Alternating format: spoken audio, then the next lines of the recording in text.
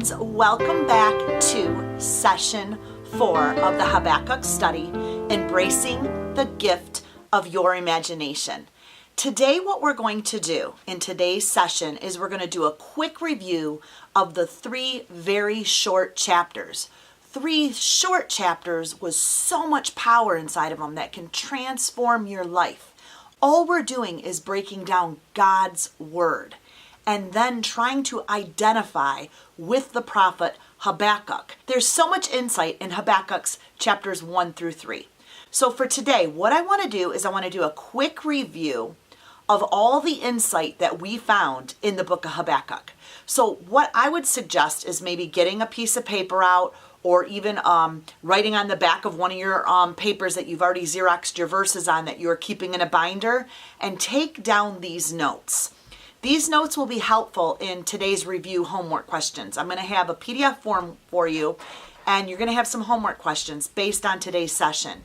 At the very end of today's session, we are going to talk about all the supplies that you need to make your vision board, or maybe you're going to make a dashboard and put it in the binder that you have, or maybe you're going to make a dashboard and put it in a picture frame and put it in your little girl area, your desk area, your girl cave, if we want to call it that. So I will show you a few ways to do that. I will be doing it in 2 ways this year. I'll be redoing this board, and I'll show you what that means to me. And I'll also be putting a dashboard in my everyday planner so I can visually see that.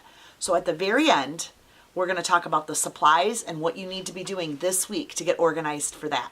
So let's just do a quick review of everything we studied. These reviews are going to be very powerful.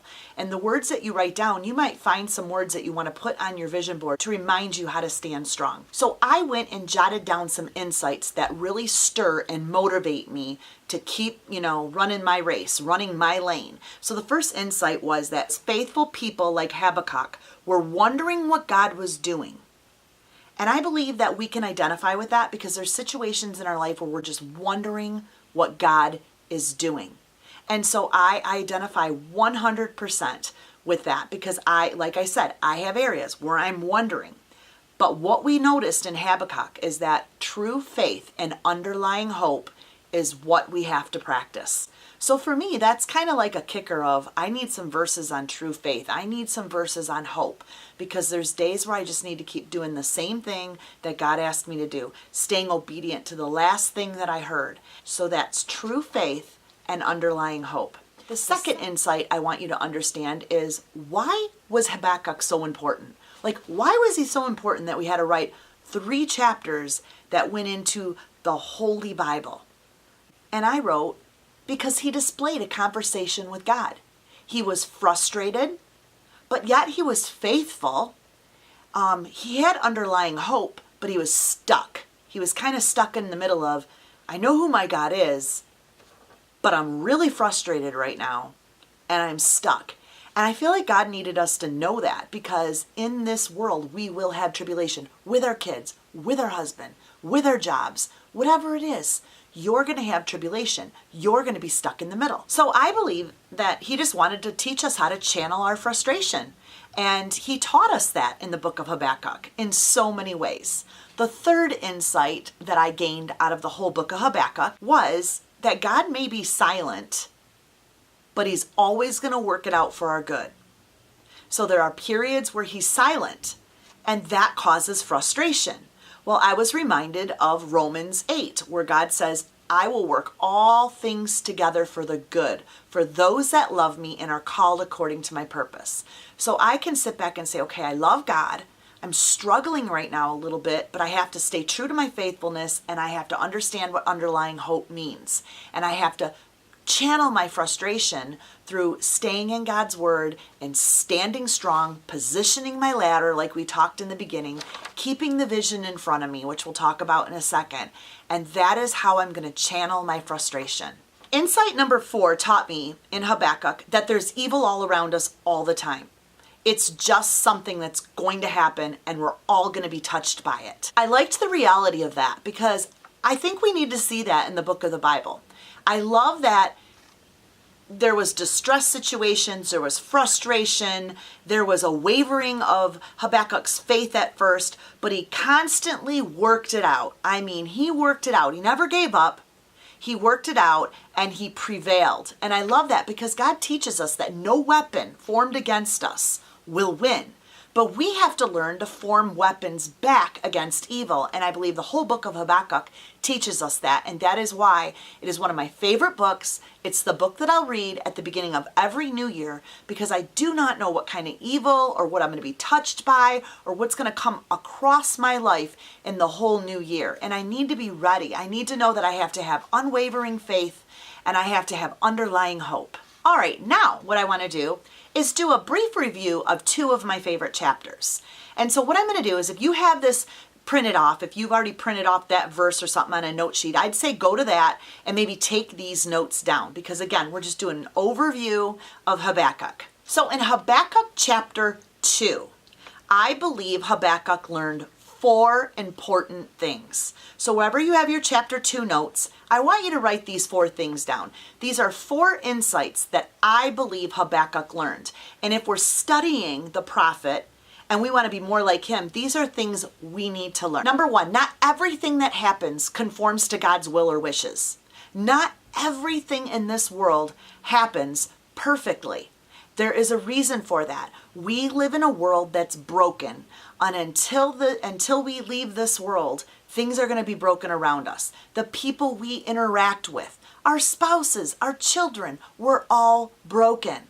And so every single day, we're going to come up against situations that aren't exactly what God would want. But we need to learn to deal with that. If we learn to deal with it properly, we can begin to put the right puzzle pieces in the right place and allow God's hand to work. But the problem is we spread these pieces all over and we let chaos get to us. And that's why the world just becomes more chaotic and harder to deal with, which is why we're broken down spiritually and we're broken down emotionally. We need to have a system, a godly system, and Habakkuk teaches that. Number 2 that I believe Habakkuk learned is nothing is overlooked by God. Nothing. Everything is sifted through God's hands. Sometimes in the present moment, we don't feel like that. We feel like, God, are you like missing this over here? Hello? Are you hearing me? I mean, I get into those, situations and that can be a dialogue. It's frustration.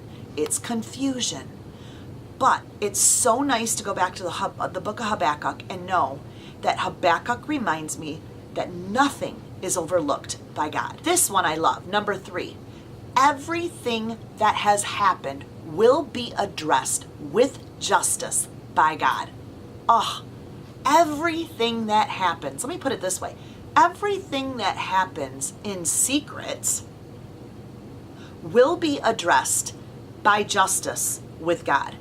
And so there are things done in secret that other people are doing that may be jeopardizing our marriage, jeopardizing our friendship, jeopardizing our jobs. And we kind of have a hunch of it. We're kind of like, but here's the thing. We need to remove ourselves and pray that justice will be served. God will address it in his timing and in his ways. Number 4, I believe Habakkuk showed us this in chapter 2. Nothing should deter us from responding faithfully to God. Our situation shouldn't get our ladder going like this. Remember, our ladder has to be grounded in his character, which we talked about in session 2. And we need to have our ladder lined up with some visions and some dreams, but ultimately know that God will position it. But if he's holding our ladder and he has us, we're like, there's no way this ladder is going to sway, even with the biggest windstorm, then we should know right now that we're going to respond regardless with faithfulness.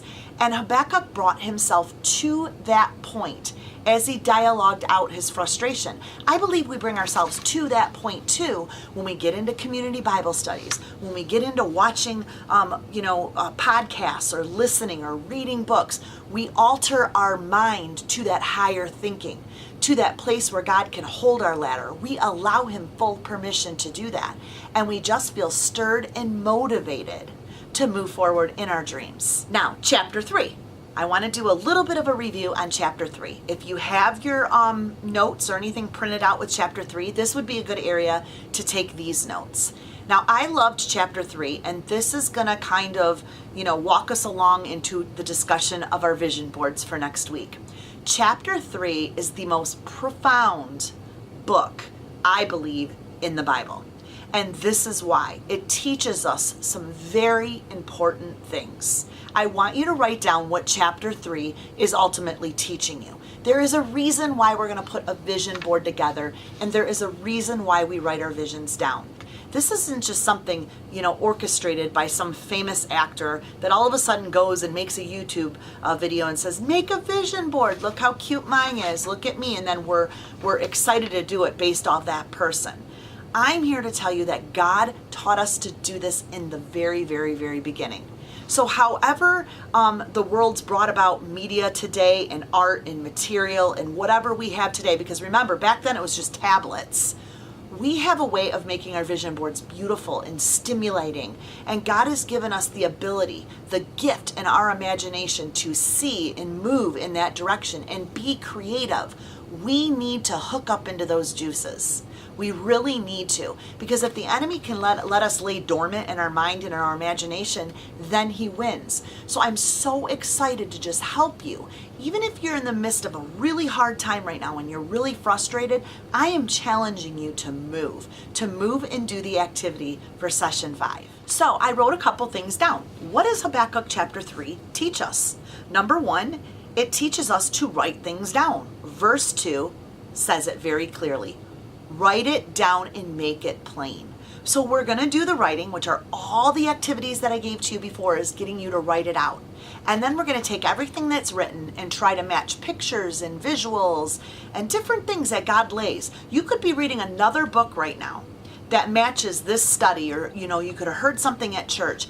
Take some quotes down, take some pictures down. Like I put a ladder on my vision board. I don't know why, but a ladder always is a visual to me of, if I'm frustrated, where's my ladder lined up? Is it lined up under a rain cloud, or am I lining up under the heavens and believing in God for an open staircase, for those visions to just kind of unwind and unravel and God to put the puzzle together? But me just knowing that my staircase and my ladder is lined up properly helps. It's just a visual for me. God will place that visual in your mind, in your imagination. Cut those pictures out. Make those things come alive on your vision board. Number 2, I believe that Habakkuk wasn't afraid to tell people. Now, I do believe there's some goals and some dreams that we just kind of keep quiet until, God gives us a nudge that it's okay. But it's okay to tell people that we're writing visions and maybe show our vision board. But there's some visions and dreams on there where I have pictures that only I understand. So I think you'll know that sensitivity of when God wants you to, speak something out or hold on to it. And so that is something that's going to happen in your relationship with God. The third thing that I believe Habakkuk helped us understand in chapter 3, which is in verse 2, is how to act on it.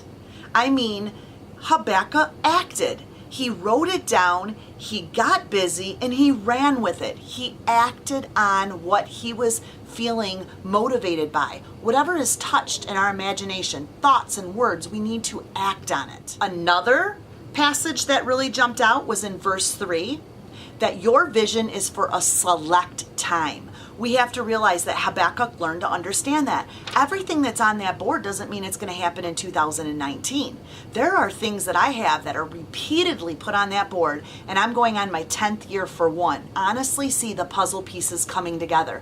God's growing me. He's making me more knowledgeable and more mature in that area. It's awesome to see what he's taught me and the doors of opportunity to grow in that area, when ultimately I thought that was going to come to pass right away. So you'll be in tune to that when you begin to see opportunities open that match that part of the puzzle. You'll know that God is slowly growing you in his select time. Another thing that I jotted down, verse 3, that whole verse is showing you that writing your visions down are going to motivate you. So Habakkuk was motivated to keep running. He was motivated to move forward. That is something really positive too. We need motivation. This vision board motivates me. Every single morning I come down to my woman cave, which is down here in the basement. I have my desk here.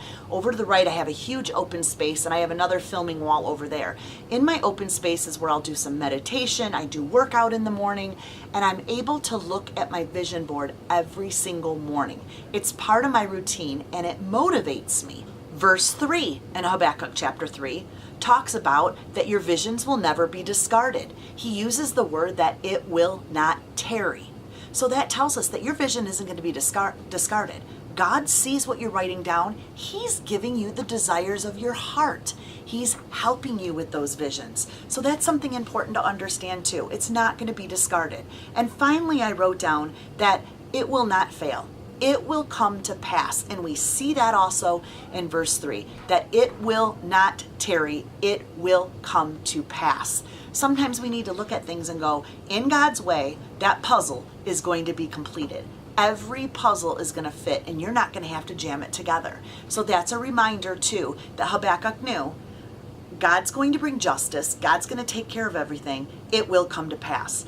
How empowering is that? I mean, chapter 3 is amazing. Just to go through and be able to say, I'm writing it down. I told a few people. I'm acting on it. It's for a select time. It motivates me. It's not going to be discarded, and it will come to pass. Just remembering those things really helps me with my faith and my underlying hope. So write those few things down. I'll also jot those at the very end so you can see them and you can put them somewhere in your journal as a reminder, as a trigger that God is at work around you. Okay, let's talk vision board now. What I want you to do is on just a piece of paper be jotting some things down. I need you to gather some supplies this week for our vision board party next week. What I need you to do is either go get a big bulletin board like this. I bought mine from Home Goods. I like a big one. I have a big area. Depending on your area, you need a bulletin board or something that you can either pin stuff to, whatever you want to do. I wanted to cover my entire bulletin board. I would also say go get some letters that are already pre-stickered letters, or you can also go get some stencils and stencil your letters on paper and cut them out. I didn't really have time to go that crazy, but I went ahead and just bought stencil letters. You'll see the V and the I-S right here. V-I-S-I-O-N. I went and got those letters. They're block wood letters that you can get at Michael's, and I painted them black and I stuck them on my board. So I went and got letters. Maybe you want to get dream, maybe you want to get vision, maybe there's something you want to do. So get some letters. Let's see, what else did I go get? I bought some paint, I bought some stickers, I bought different background like scrapbook paper that you would be putting in an album if you're a scrapbooker. I bought different paper to put down on my vision board, and some of you might want to color code your vision board. Just go get all the supplies you need. I also recommend a hot glue gun. I glued most of my pictures down with a hot glue gun and my letters with a hot glue gun. The other thing you're going to need to do this week is gather magazines. Start cutting out pictures. If you see on here, one of my visions last year was to get a really nice new laptop and figure out ways where my job and some of my part-time income was going to be able to be increased so I could make payments on a wonderful Apple computer, and also the software to edit videos and a camera. I have a wonderful Canon camera that I film my videos with. I purchased all that, and God was so good that He gave me extra hours in work. He gave me side jobs to be able to take care of that. And ultimately, He gave me an amazing husband that will fill in the dots when I'm struggling with, maybe I should have made that payment and instead I got my nails done. Okay, I'm just being real here. He gave me a husband that has given me grace and mercy and will pick up those bills on months that I might have put my money elsewhere, maybe into something for the home or something for my kids. The bottom line is that there's a peace there. And God made it work, but I put that vision down that I needed some equipment. And I've almost have all that paid off. So that is why it's still on my vision board now. Also, I needed a new car. I had a car forever. I'm talking forever with no payment. And I really wanted a Jeep. Well, I'll talk more about that story and why we're putting our vision board together. I'll probably give vision board stories as we're putting it together. My Jeep was an awesome thing. God believes in all those little things. That's not materialistic at all. It was a need, but I wanted to be able to make the right payment. I wanted it to be able to come together. So that's something you got to believe in it. My daughter's story about going to Hope College. I'll talk to you about that with the vision board. God will make it clear if that's the direction. Now there's some visions on there that I believe I learned they weren't part of God, and I had to learn, but they connected to something. They weren't necessarily exactly how I was visualizing it, but it connected to another ladder. So you'll see that too. Let's see, so magazine pictures. In those magazines, also cut out words and phrases. Anything, phrases in a relationship, phrases for your health, phrases for your mental health, anything you can think of, write those out. I also have my word for the year on every bulletin board and what that means. I do a little write-up of what my word for the year means. So on there will be discipline, and I'll probably have 4 areas that I'm trying to have discipline in, and I'll cut a picture out to represent those 4 areas. I'll know what those mean, and those will fall under my word for the year. So you need to do a little prep work this week. I am also going to be putting a dashboard in my planner. So I went and purchased a dashboard, meaning I bought it off of Filofax. It's for my A5 binder. It has the holes in it where I can insert pictures or tape over the top of it, and it'll just go in my binder. And I won't put everything that's on my big board, but some main things, just so I see it in my planner every day. That's something new that I'm doing this year. I've not done that before. So those are things that I have already gathered. Some of the things that you have to remember is that you want to become crystal clear, and we talked about this in session 1, in visions regarding your jobs. Maybe you want books that you want to read or books that you want to accomplish. And hey, if you want to, join the HB Book Club right here. We're doing a book a month, and most of these books are going to help you stay motivated towards your goals and dreams in a biblical way. So come join us over at the HB Book Club, and you can begin to read with us. Maybe that's one of your goals, and you're going to put a book on your vision board. Schooling, maybe you're wanting to finish some schooling. Income, finances, jobs, ministry, family, each one of your kids. Maybe there's a big struggle for one of your kids, and you want to see them healed in some way, or you want to see them advance in some way. Dream for your children. Dream for your husband. Those are important ideas. I'm just trying to trigger your mind again and help you realize that you can achieve these things when you put these vision boards together. Also, at the very end of today, you're going to have a handout, and your homework this week is going to be a handout on what it means to achieve through believing. What I'm going to do is give you a verse. And that verse you're going to look up, and it's going to tell you why it's so important to achieve through believing. It's going to give you a biblical verse to go look for, and it's going to kind of support the idea of vision board. I'm going to put this little handout together for you. All the verses will be there. So every day maybe you can look up 3 verses and write them down and keep them all in your binder. So it's just going to be basically Bible verses that you can look up. Break them apart and maybe do 3 a day for 1 week. And just kind of write that out. So again, that PDF will be very crystal clear for you right down in the Dropbox under this video. So that's it, ladies. You want to really grab hold of what you're beholding. What are you going to visualize for 2019? And what are you going to make crystal clear? And let's run it out. And let's take everything we learned from Habakkuk and let's grow in the Lord. Really encouraging you to go over to session 3 because there was some wonderful handouts to teach you how to position and know where you are in parts of your dream life, in parts of your vision life. Like, how do I write this down? What does it look like? I really broke it down even more for you. So if you're just jumping on and seeing this video for the first time, go back to the series and watch all of them. The connection's beautiful. So thanks again for joining me for session 4. Thanks for hanging in. Give yourself a pat on the back for doing this work, spending quiet time with God. And I am so excited for you to move forward and get everything ready, study some verses this week on achieving through believing, and really take those insights that I gave you and put them in the parts of the Bible that they belong on your note sheet. Maybe go to chapter 2 and write some of the things I shared with you. You might have to rewind this video and take notes, but have a little binder all on Habakkuk. Just stick it in your on your bookshelf or something, and you can have everything in there. You might choose to keep your vision board right inside this little binder. But Habakkuk is a study that you can say you studied thoroughly. We studied chapters 1 through 3 together and broke everything down. Today we did a review on everything and why Habakkuk was important. And now we're going to take action in session 5. And I already have an idea of the next study we're going to do together. So I'm really, really excited to announce that after the end of our vision board. So have a blessed week, ladies, and keep dreaming big. Bye-bye.